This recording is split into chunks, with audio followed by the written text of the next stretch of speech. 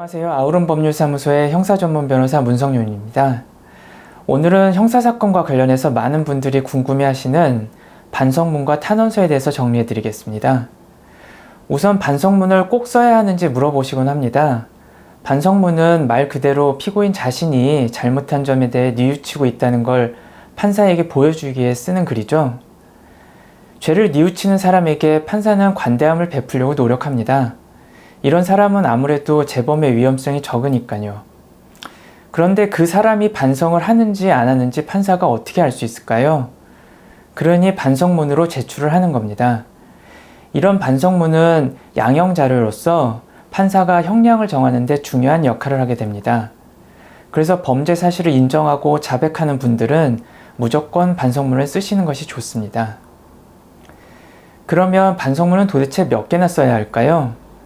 반성문을 쓰는 것도 쉬운 일이 아니니 반성문을 하나만 낸 사람하고 수십 통을 낸 사람은 뭔가 차이가 있어 보입니다. 예전에 어떤 판사님께서 이런 말씀을 하셨습니다. 반성문을 쓰려면 그런 생각들을 해야 하고 그 생각들이 쌓이면 그 사람을 바꾼다 라고 말입니다. 이 말이 아마 반성문을 몇 개 써야 되는지에 대한 대답이 될 거라 생각합니다.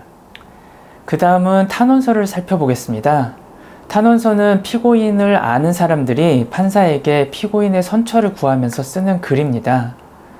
그러다 보니 탄원서에는 피고인의 선처를 구하는 이유를 다양하게 적게 됩니다.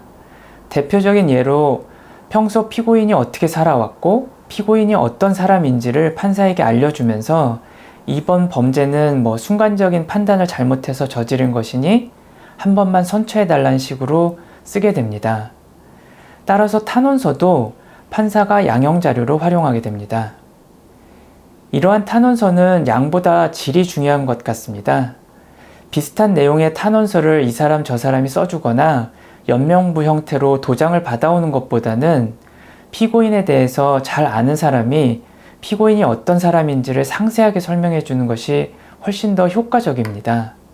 그리고 탄원서는 특별한 양식이 없으므로 누가 쓰는지 알 수 있도록 작성자의 인적사항을 적고 탄원하는 내용을 쭉 적으시면 됩니다. 그리고 그 작성자의 신원을 확인할 수 있는 신분증 4번 정도를 첨부해 주시면 됩니다. 마지막으로 탄원서를 써준다고 그 작성자가 법정의 증인으로 나와야 하는 것은 아닙니다. 그리고 누군가를 위해 탄원서를 써준다고 해서 그 작성자가 법적으로 어떤 불이익을 입는 것도 전혀 없습니다. 따라서 누가 탄원서를 작성해달라고 부탁하면 가벼운 마음으로 그 피고인에 대해서 아는 바를 작성해 주시면 됩니다.